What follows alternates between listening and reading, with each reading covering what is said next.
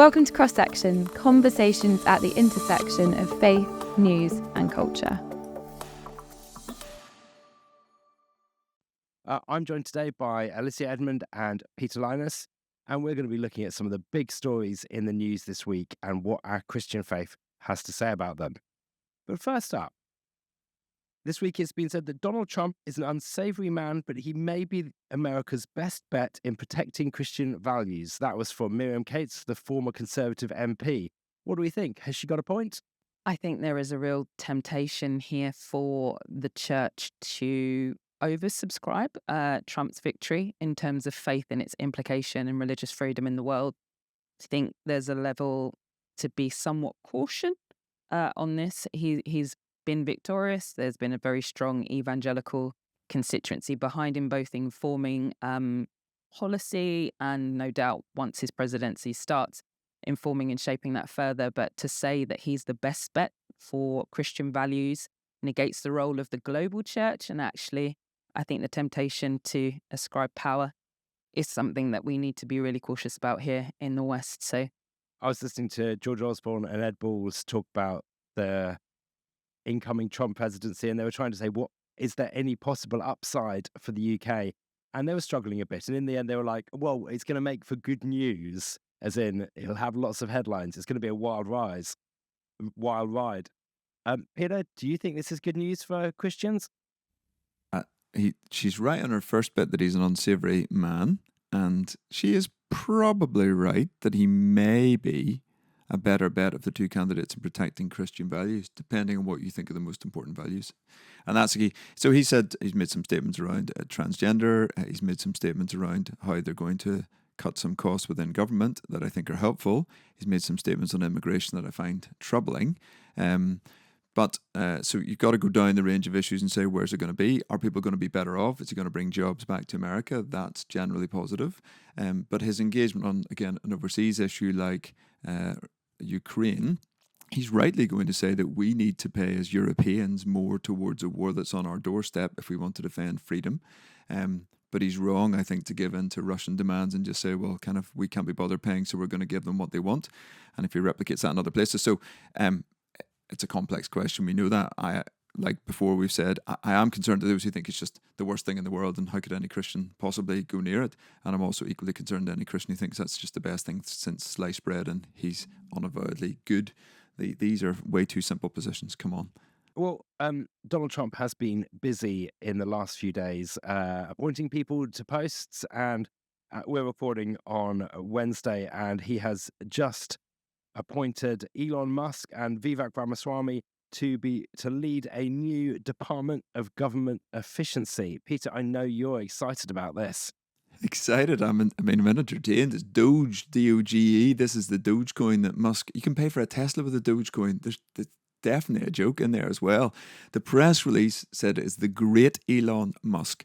The G was capitalized as if it's part of his name, and the American patriot Vivek Ramaswamy, patriotized, was capitalized too, as if these are the names or the titles of these people. I mean, that gets me worried straight away. The idea of cutting government waste is largely a good thing. When you listen to what Musk has done in other places, I think there's something interesting in that. How that will be done, I'm glad it's not our country, but I also think we're going to learn some lessons. Government has become too big, over-bureaucratized in very many areas, I think, personally. So I am intrigued at some of this pushback. They're also going to get rid of a lot of unnecessary bureaucracy in various places, and some of the agendas that have been running through this, and governments have been captured by worldview agendas and ideas that I find concerning. I'm not convinced what they're going to replace them with, because they also have a worldview. Let's see. But I think there's interesting times ahead for sure.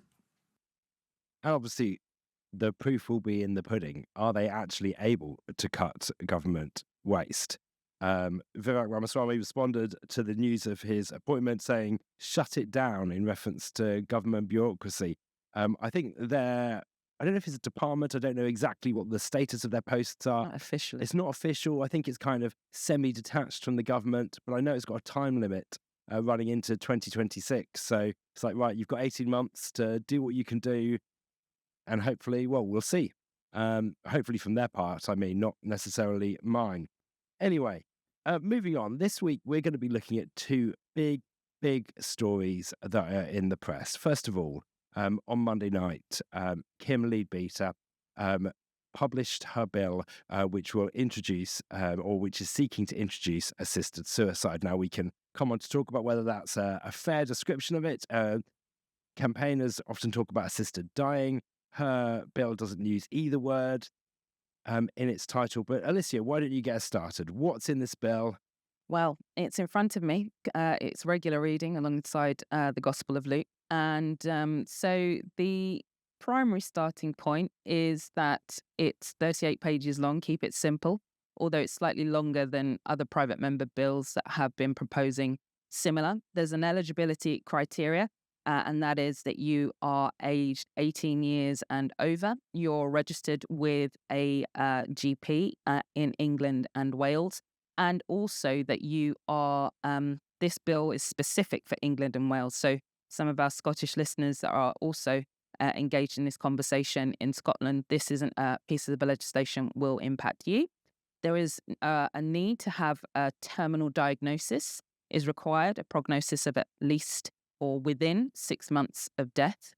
You are required to have 2 medical practitioners that kind of assess in terms that you've come to this conclusion of your own remission.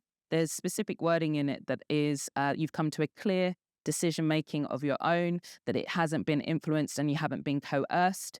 And these 2 doctors are to assess that. If there is agreement, and we can explore this further on, there's a role of the High Court to kind of double check that all the eligibility criteria has been made. They're over the age of 18. They're in England and Wales. There's forms of identification that the person that is requesting assisted death has signed a declaration that is also included in this bill structure. And then towards the end, there is a clarity that the medication to end one's life, whilst it might be prepared by the practitioner, that it's actually self-administered by the individual. So We'll come on to that one in a minute. exactly, that's the outline, and very much Kim Leadbeater was talking about how she's gone to extra lengths to talk about the safeguarding and making sure that it's kind of every opportunity of exploitation is closed. And on further reading, you realise not so much. Well, yes, I'm among those who was sufficiently interested that at 1 minute past 10 on Monday evening, I was reading through the bill. We'd got wind that it was going to be published that evening. Peter, so what's wrong with this? It's wrong in principle. We should be upholding the sanctity and the value of human life, not supporting state-sanctioned suicide. That's what this bill is. It's wrong on a policy level. It's a badly drafted bill. So it is cloaked in reasonableness. Perhaps as you even heard Alicia unpacking the start, they thought, oh, well, it's 2 doctors and it's got to go to the High Court and there's all these kind of caveats and protections. And you'll have heard Kim Leadbeater talk about stringent safeguards is the line she's using. That's actually a line she put in her press release, and she's got lots of media to pick it up as if it's true. We're now beginning to see it's anything but. You could drive a coach and horses through the paper-thin protections that are actually in this bill. Any decent lawyer can do that. This is a bill aimed at the middle classes, the rich and the educated who can find their way around the system. But actually, you can get proxy to do it. You can get all sorts of things. And then the process of this bill, it was launched 18 days before it's going to be voted through. It's got a time-limited debate, as any private member's bill has. It's probably 5 hours of debate on a Friday. It's a shocker for a way to do business. And so, wrong in principle, bad policy, and the process is deeply flawed. We can unpack each of those next. The process point is one I just want a slight caveat on. Government bills are usually only published 2 weeks ahead of a second reading. There's so many other problems of it. I don't think we need to worry too much about that. But the process is important. The private members' bills do get limited time. They're rarely given the strength of scrutiny in committee. So there are real concerns about the process. Alicia, what was your reaction on first reading? Do you think that this is something that's going to reassure people or concern people more?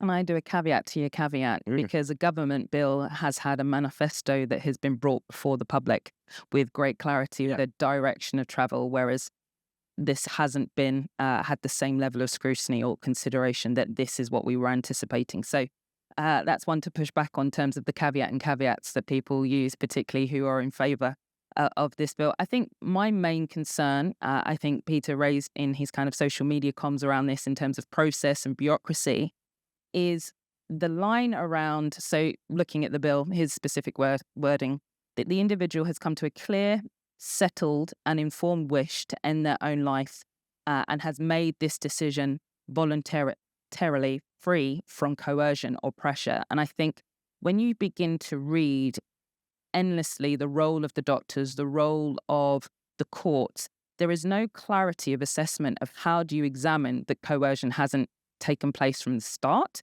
at the point of when someone is making this request, and then the ongoing assessment in terms of alongside their kind of clinical condition and their medical ill health, that they're still not feeling a pressure either by a family member or other circumstances to continue on this, and that it's kind of assumed that will happen, and there's no real specifics on that. And I think that's the part that I'm most concerned about. And just listening to kind of reactions on BBC Today when it came out, and a palliative care doctor speaking on there saying that doctors are not trained with that level of specificity to examine and understand coercion in the interactions that they have with their patients. And so if that's the reality, then actually all of this is to get to the end and say, yes, assisted dying can take place, but we're not really examining the reason, the motives, the decision-making behind that, and the vulnerability of the patient who themselves are terminally ill and sick. So I think that's the part that was one of the things that really struck me when I read through it. Was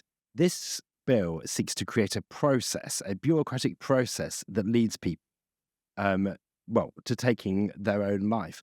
And the thing about bureaucratic processes, what it creates is a bit of an industry for people who want to help people work through that and work around it. Even the fact that you can get a proxy to fill in the forms, to do all this work, you don't have to do it yourself. Actually, I can just imagine companies, organizations springing up to help people to navigate this process to ensure that they're able to do it. And that's not what we want to be seeing with people who are approaching the end of their life. And the other thing about a bureaucratic process is that it then sparks the challenge further down the line of, oh, this process is too bureaucratic. We need to simplify it. We need to increase dignity. So it's almost, and I've heard others describe it as this bill would create a beachhead that then can both be further liberalised in terms of the breadth and then simplified and eased in terms of the process and the safeguards. Peter, how are you feeling about the politics of this? Do you think this is more likely to get through? I think it's less likely to get through. I think it is already being exposed now. You're then aware of what world you move in your social media feed and media. I think it's interesting that the Health Secretary, Wes Streeting, has come out this morning and reminded people, again, it's Wednesday morning, on the resource implications on this. So to legalise assisted dying, he has said, would come at the expense of other NHS services. They didn't budget for this. If you go ahead with this, you must make cuts elsewhere to fund it. And again, a real reminder to people that this is not a zero-sum game. There are implications. And I think straight away, the problem again with the private members bill is, oversimplifying, essentially it's an up or down vote. There's not a lot of time to do the proper scrutiny. So we've already exposed some of the issues straight away. The doctor can make the suggestion. So that's straight away a problem. The opt-out for doctors, yeah, you can opt out, but you must refer on. So every doctor is co-opted into a system of death straight away. They don't have an all-out way out. They must refer if somebody comes to them asking for this. So you've got lots of those small but very important. You can administer, but you can't assist. You can't administer, but you can assist. Can we get that right? So you cannot administer the drug, but you can assist. That's a very grey area. The more everybody reads it, the more problems coming, and I think people are beginning to say, hold on. So Kim Leadbeater's saying, if in doubt, pass it now and allow us to do more scrutiny, more work, and keep this conversation going. People like me, and I think even people like the Health Secretary, you can start to see tilting to say, hold on, just get this off the table now. This is the wrong bill at the wrong time. You should fix the NHS, you should fix palliative care and move forward in that way, not this way. So I feel like it's tipping. It's really interesting watching the newspapers, watching the social media feeds, watching the commentary on this. There are a small band who desperately want it. The rest are beginning to go, this maybe doesn't have the support I thought it did. This maybe isn't as wise as we thought. The safeguards simply aren't there. It's going to clog up the court system, clog up the healthcare system. Let's not do it now. And so I think, asked right now, I don't think it'll pass overall, and I'm not sure it'll even pass its second reading, which is the thing happening in 16 days' time. So just to give a bit of again the process. So it's having its second reading in Parliament on the 29th of November.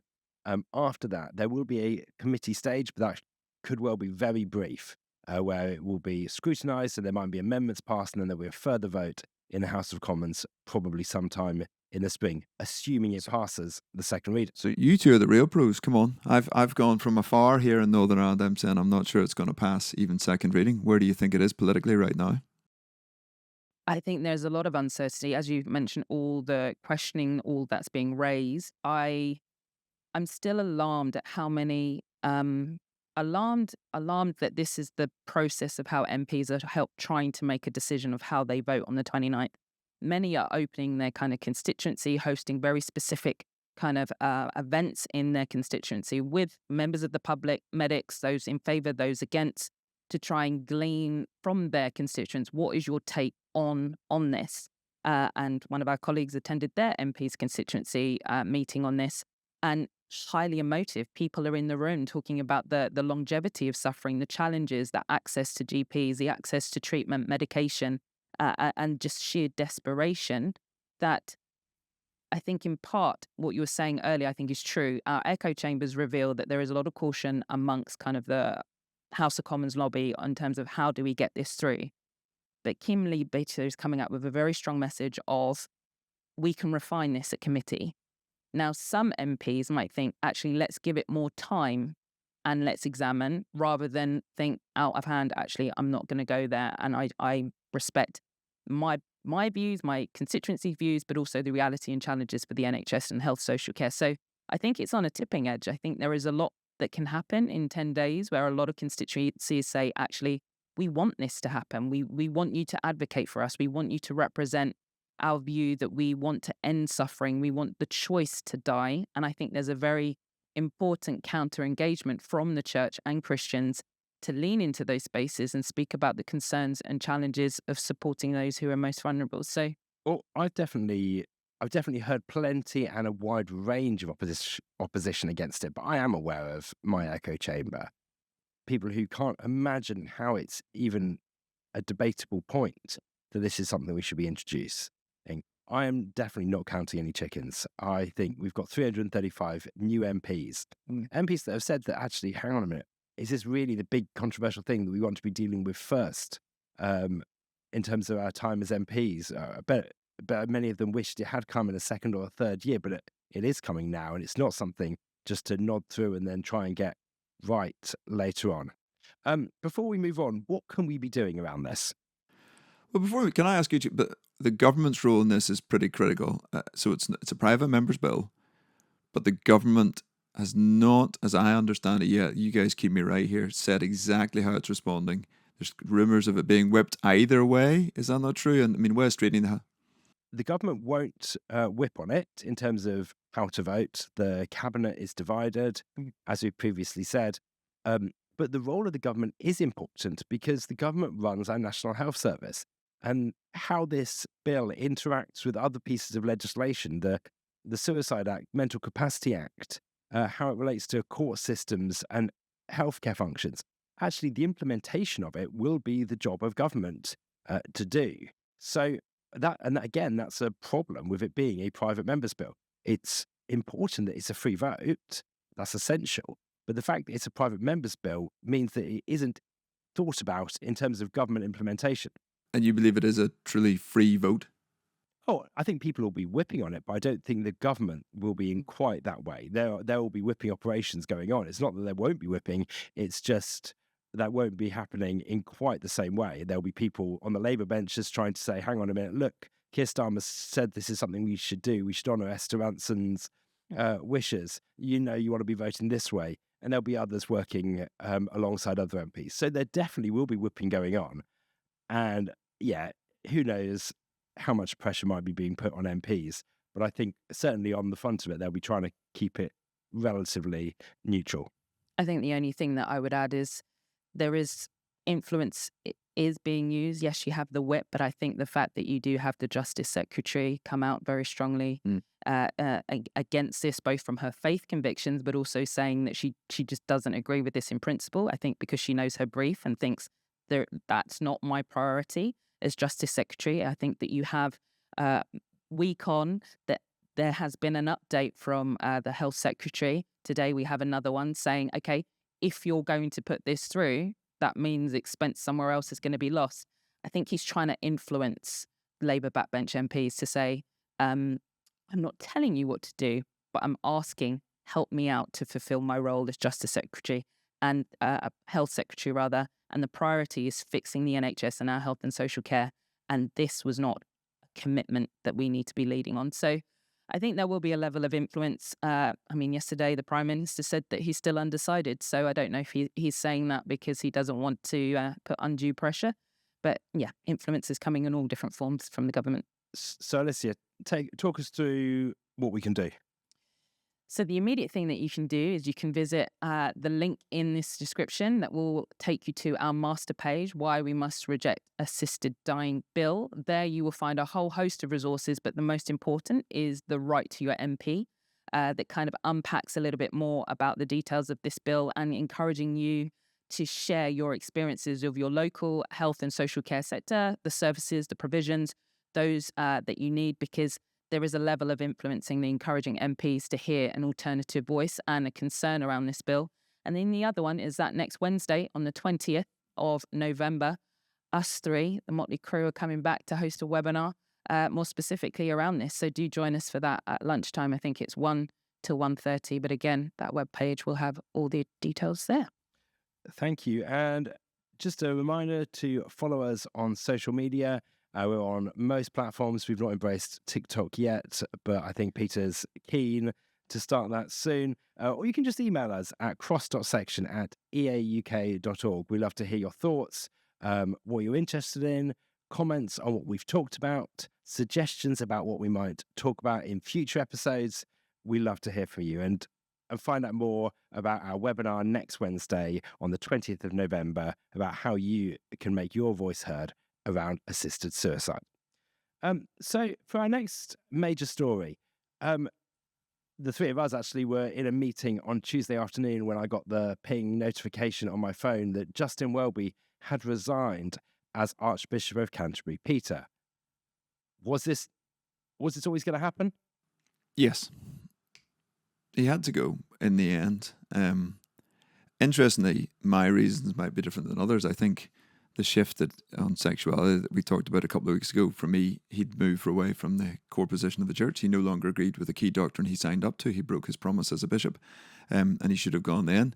On the safeguarding, I think the answer from me is maybe. I've read some of the Macon review. If he knew anything, if he covered up, which I don't, according to Macon, as I understand it, he didn't, then that in and of itself isn't the reason he should go. He has said safeguarding needed to be better. The timeline is inordinately long. 2013, he says he was made aware of these things. 2018, I think the review began, and it's only been published now. The Macon review is just awful reading at every level. Let's just be crystal clear on that. And so if you have a role in that, then in relation to safeguarding, you should also go. I think I have a little bit of sympathy for him there. He has said things to Macon. He is clear that he didn't know in 2013. Macon seems to think that's not entirely credible, but fundamentally that is Welby's position. He says it was reported to the police. When he became aware of it, he checked that it was reported to the police, was told it was. It seems that wasn't actually the case. I'm not sure what more he as Archbishop could reasonably have done at that moment, but I think the length of time overall, and you run the institution, at some point you've got to say that isn't good enough. And so safeguarding then at that point, he's collectively responsible. Yes. So just to rewind a bit, if you haven't picked up, the Macon review was into the Church of England's response and engagement and the actions of John Smythe, who was the chair of the Irwin camps and has been described in some settings as probably the most prolific abuser in the Church of England. At least 30 victims in the UK and 85 in Zimbabwe and South Africa over a time span of 30 or 40 years dating back to the 1970s. What the Macon review makes clear is that there are two key time points. There was 1982 when an internal report was written that basically uncovered all of this, of what he was doing. And it was hushed up.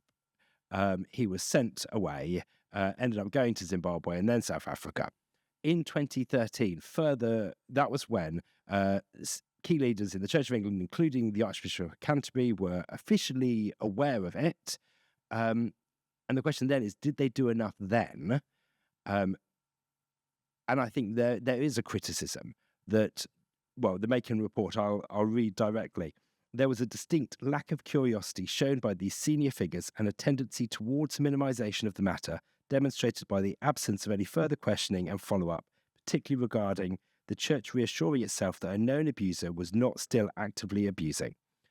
So I think there is concern about how they responded in 2013. I think Justin Welby would say it was referred to the police, that there was referral, there was an assumption it was happening, but it was only in 2017 when Channel 4 News reported on it that it really kick-started any kind of meaningful action and attention on this. So I think while Welby was in a difficult position, and I think has an explanation for why he might not be, why he personally wasn't culpable for the failings, as a leader of an organisation, it did feel like, well, particularly after the pressure that was mounting over the weekend and the early days of this week, that his position was becoming untenable.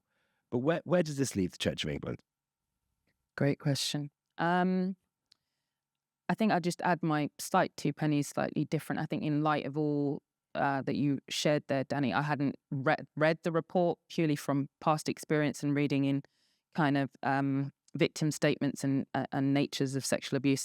There's a line sometimes that I don't engage in too much detail in that, because it is overwhelming and triggering on a personal level. So that's why I didn't engage with it. But there needed to be collective responsibility. And so from the interview that I saw in Channel 4 alone, for me, it was like there needs to be a level of, in your own words, Archbishop Welby, you had failed in acknowledging or processing or following up on the seriousness of this case. And it's quite possible because of that, there is more recent cases since he's been, before he died in South Africa, that there could be ongoing abuse. And it's kind of like there needs to be a level of responsibility. So I think his resignation was the right step and justifiable. And the next thing, in terms of where the Church of England goes, I think they're at a crossroads. There is this resignation as a sign of struggled leadership, lack of harmony, as you mentioned earlier, Peter. The Living Faith and Love kind of ongoing work there has divided the Anglican communion globally, and then compounded by these types of issues within the church that they haven't been able to get a hold of, means that I'm not quite sure how it leads forward with in confidence and that collective unity and being a good witness that, that the church in and of itself is a safe place for people to be a part of, fellowship, and know that when there are cases and incidences of misconduct, that it will be taken seriously. So I think that there's a crossroads of what does the leadership look like moving forward? How does it bring unity, and how does it tackle some really fundamental challenges within its structures? Are there going to be more ramifications for the Church of England? Do you think Welby resigning will take the heat out of this, or do you think it will spark dominoes where other people feel that their positions are untenable in the wake of this and they have to go? I mean, I did read this morning that the Archbishop of York felt that it was sufficient, that it was just Archbishop Welby's resignation. But of course, there are others that are part of the decision-making process. And I think there needs to be full examination of who withheld what information, and there needs to be further responsibility. And whether it's resignations, disciplinaries, and removals, that needs to happen because for the purposes of the survivors and the victims, they're looking for justice. They're looking for recognition that is the seriousness of what they've experienced, that the church understands this and prepared to take action moving forward.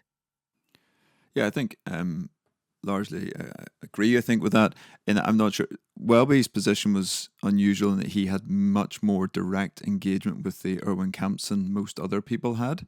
So that is an extra factor, I think, in him being a leader, which is why on the safeguarding I was like a maybe to probably. It's like it's a tough one. He is saying, And as far as I can understand from Macon, there's no direct moment that he did anything technically wrong. What he lacked was that curiosity, as in he did not pursue this given his own relationships around it. There are calls for more people to go. I think most of the other people mentioned in the Macon report have now retired or are dead. Most, but not all. So there are other people and there may be questions asked of them. I think it's also worth recognising it is a nigh on impossible job. So I've been critical of Welby on a number of occasions. I think what he did well was talking around mental health and around family. He's politically very savvy. At times that was useful. You saw the relational connection he had, for example, with Alistair Campbell and Rory Stewart. You could see, I mean, they're devastated, the pair of them, that he's gone. With the royal family is how he navigated some of that. Some of that he was very good at. I think his job was nigh on impossible. You're leading a global communion. That's a job in itself. You're leading the Anglican Church here, you know, in the Church of England. And then you have this massive set of sort of political and other responsibilities like the royal family and other things. Those are like three massive jobs rolled into one. And I think there'll be a reluctance from people going forward to, you know, do you actually want that job? The safeguarding thing is not over. It's not easily resolved. The Church of England have had, I think, frankly, a bit of a nightmare trying to resolve this. They've attempted to set up an independent thing. There's an internal discussion on Channel 4. He talked about this. Do you want an entirely independent safeguarding body, separate from the Church of England, so it has the independence and the objectivity, but it doesn't have the clout internally to make things happen? Or do you want, and he was favouring that, but actually his own diocesan safeguarding officers were saying, no, that's not a good way to go. You're sort of outsourcing it, actually. That's deeply unhelpful culturally. I think those are legitimate conversations. So it's not like there's an easy set of answers to. He has fixed some things, I think it's fair to say, or moved it forward. But he's also got loads of stuff wrong. And I think it was a good article in the Times from Alice Thompson that he is somewhat of a hypocrite. He held everybody else to this high standard in lots of areas and then didn't want to accept it himself in the Channel 4 interview, and eventually has. He is a savvy character, and she's quite critical of the ways in which he operated. I think some of that's fair. He has split the church right down the middle on sexuality in a really deeply unhelpful way, and he hasn't ultimately solved safeguarding. Though I think a lot of people will be thinking, do I really want that job at this moment, given the state of the Anglican Church? I'm not sure how it navigates this. So, yeah, there's probably lots more we could say on that. But I think it is a really challenging role, and I think whoever takes it from whatever part of the church, they are going to be faced with incredibly difficult set of circumstances, whether that's declining church numbers, division and differences around sexuality, putting into place robust and workable safeguarding regimes. None of this is straightforward, and I would imagine the number of people putting themselves forward for this role is not going to be huge. The newspapers have started running their runners and riders pieces. But and not that you put yourself forward, of course, for this role. It's a slightly different, but I know what you're saying, Danny. I suppose people will know. Last time round, they did advertise for it. Well, you're right. Sorry, yes. They did advertise. But no, it's kind of not the done thing to kind of push yourself forward. It's better to be proposed or to be nominated for this, and that's going to roll in the coming months. And I know some people think we're maybe obsessed with the sexuality question, but it's because it goes to biblical authority for most people in this moment. So they are split. And now you're going to have to appoint somebody who's in one of the two camps. It's now impossible not to.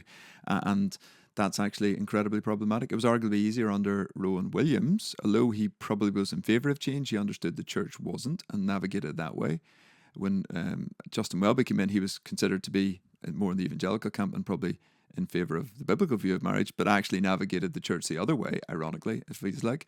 So I don't know what the next person does, and that's the reason it's so important. You can't now not have a view. You will obviously have publicly articulated almost certainly a view, and that immediately will tilt the conversation, and so that's really difficult for the Church of England.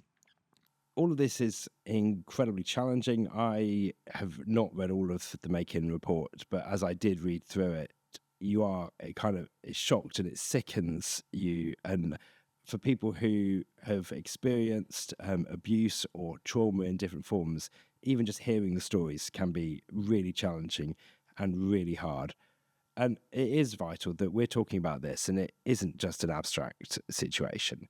This is something that has affected and continues to affect people. When we're talking about safeguarding, we are not talking about just processes and bureaucracies. We're talking about keeping people safe. So it's essential we hold that in our minds and in our hearts when we're thinking about this and talking about this. When we're thinking about the future of the church, we're not just talking about an inbox full of too hard to handle things. We're thinking about people and their lives and how they can be protected and supported. So as we finish, I think it's important that we finish with prayer. Alicia, can you lead us in prayer before we close out? Yeah, absolutely. Father, we love you and we thank you that you are Lord and King. Lord, that you see all the mess of this, both from an institutional point of view, but also you see the victims. And Lord, I just really pray that you would encourage those who have spoken out, Lord, that have sought and shared their story and their pain with the review, and others, Lord, that you would be close to them, that you would draw near to them, that you would heal in ways that we cannot of our own strength, Lord. And we continue to pray and bring before you the Church of England, Lord. There is a moment of transition, both in change of leadership, in direction, and also the ongoing challenge of safeguarding. Lord, would the Church of England and the church globally represent your heart well, that we would be a refuge for the brokenhearted, that we would be a place for those that are in need of family and restitution. And Lord, I pray that your gospel and that your truth would both heal and unite your church around this, that we would be a people of truth and that we would shepherd the flock well. In your name, I pray. Amen. Amen. And please do continue to pray. Pray for the Church of England, pray for the church more generally over the coming weeks and months. Thank you for joining us and listening to Cross Section this week. Please do write to your MP and join us for the webinar on assisted suicide next week. And we will be back in your podcast feed next week. Goodbye.